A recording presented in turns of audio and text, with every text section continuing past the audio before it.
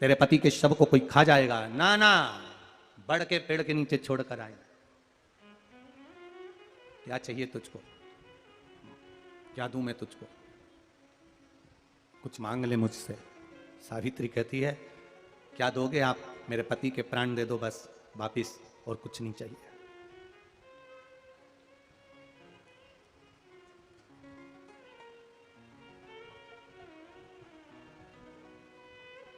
But Savitri की अमावस्या के दिन किसी एक माता ने सीहोर आश्रम पर एक मैसेज भेजा, और उस मैसेज में लिखकर भेजा कि गुरुजी से पूछना, हम भी तो पति की इतना मानते हैं, पति का सम्मान करते हैं, पति को आदर देते हैं, तो हम भी सावित्री की गिनती में आते कि नहीं आते हैं?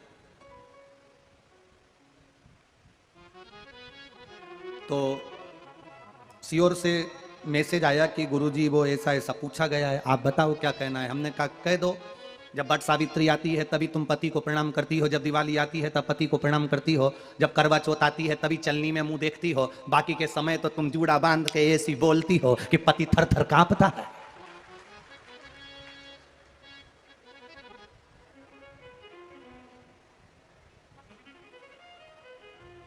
केवल एक करवा चौथ का दिन ऐसा होता है कि चलनी में पति का मुंह देखती हो, तुम चलनी में पति का मुंह देखती हो, और पति तुम्हारे गले में जो मंगलसूत्र टंगा है उसको देखता है, क्योंकि उसको मालूम है 6 महीने से पीछे पकड़ कर बैठी थी, मेरा पहला करवा चौथ का व्रत आ रहा है, मंगलसूत्र दिला देना, मेरा पहला करवा चौथ का व्रत आ रहा है, मंगलसूत्र दिला देना। बेचारे ने ना जाने कहां कहां से कर्जा कर कर इतना बड़ा मंगलसूत्र दिलाया, लाल लाल मोती और इतना बड़ा पेंडिल लटक रहा, तुम चलनी में मुंह देख रही हो, तुम्हारा मंगलसूत्र देख रहा 80,000 का है, 80,000।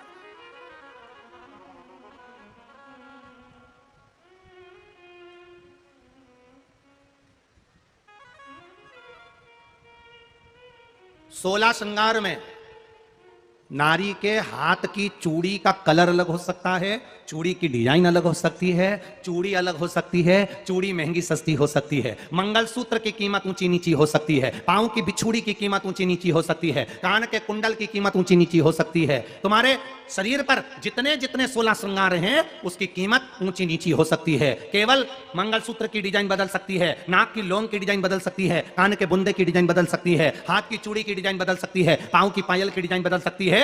केवल नारी के 16 श्रृंगार में एक श्रृंगार ऐसा है जिसकी कीमत जो पहले थी वही कीमत आज तक है, और उसकी डिजाइन आज तक नहीं बदली, वो मांग का सिंदूर है, एक जैसी डिजाइन है और एक जैसी कीमत है।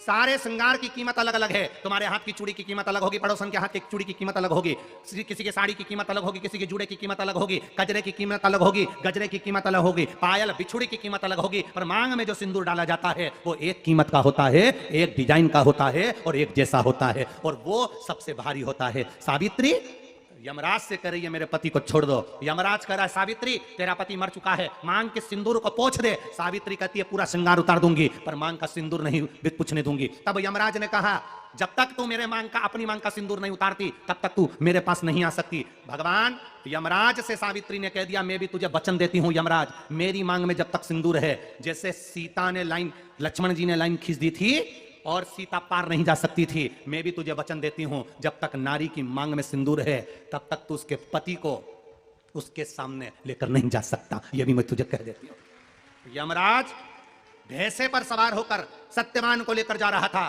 सावित्री से वचन पर वचन चल रहे थे। यमराज यमलोक में प्रवेश करने लगा, मांग के सिंदूर में से थोड़ा सा सिंदूर सावित्री ने केवल हाथ में लेकर अपनी बिंदी पर जो लगाया, सत्यवान को लेकर यमराज अंदर नहीं जा पाया। बाहर खड़े होकर कहता है मांग ले, मैं तुझे एक वचन नहीं, तू बोले तो मैं 2 वचन दे देता हूं, तू बोले तो मैं 3 वचन दे देता हूं, तू मांग क्या चाहिए। तब सावित्री ने कहा देना चाहते हो? हाँ। अब यमराज को लगा कि लालच में पड़ गई सावित्री, तब कहा पहला वचन दीजिए मेरे अंधे सास ससुर के नेत्र वापिस आ जाएं। यमराज ने कहा तथास्तु। दूसरा वचन दीजिए मेरे सास ससुर अपने पोता पोती का मुख देखें। यमराज ने कह दिया तथास्तु।